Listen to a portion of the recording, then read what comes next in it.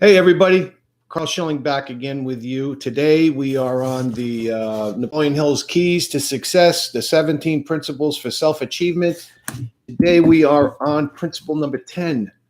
Now, all the videos I'm sure you see, every one of the videos is interactive. So you know there's interactivity. You've got the little worksheet for that day. And you also have, you can email me. You can call me direct on the Live Connect. Just dial in your own phone number. And you can also enroll at our advocacy-network.teachable.com. You can enroll in any of our courses free, or this course you've been enrolled in is free, and you can go back and enroll into any of our other courses, okay, which are well worth it. So today, Principle 10 was thinking accurately. A couple of things about thinking accurately.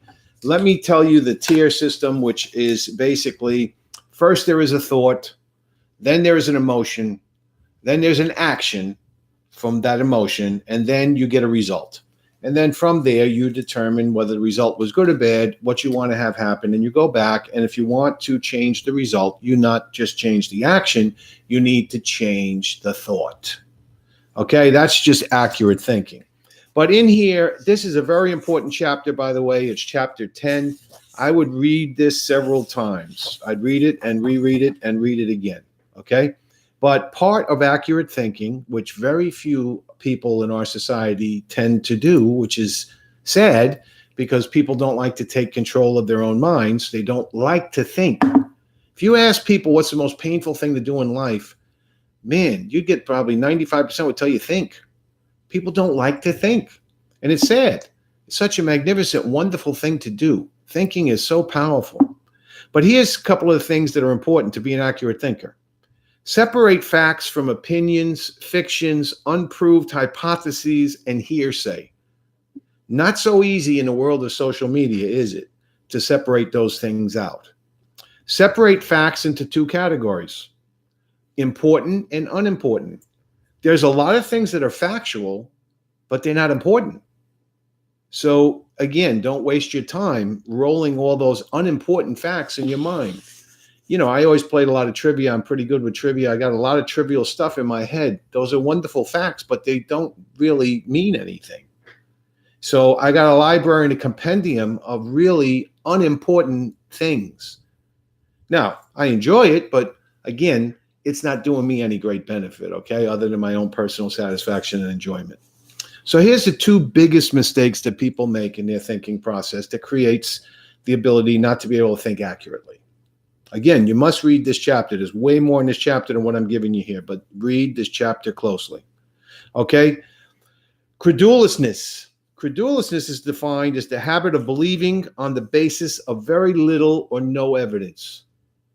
This is Facebook, Twitter, all of these places, because you tend to believe something on the basis of very little evidence.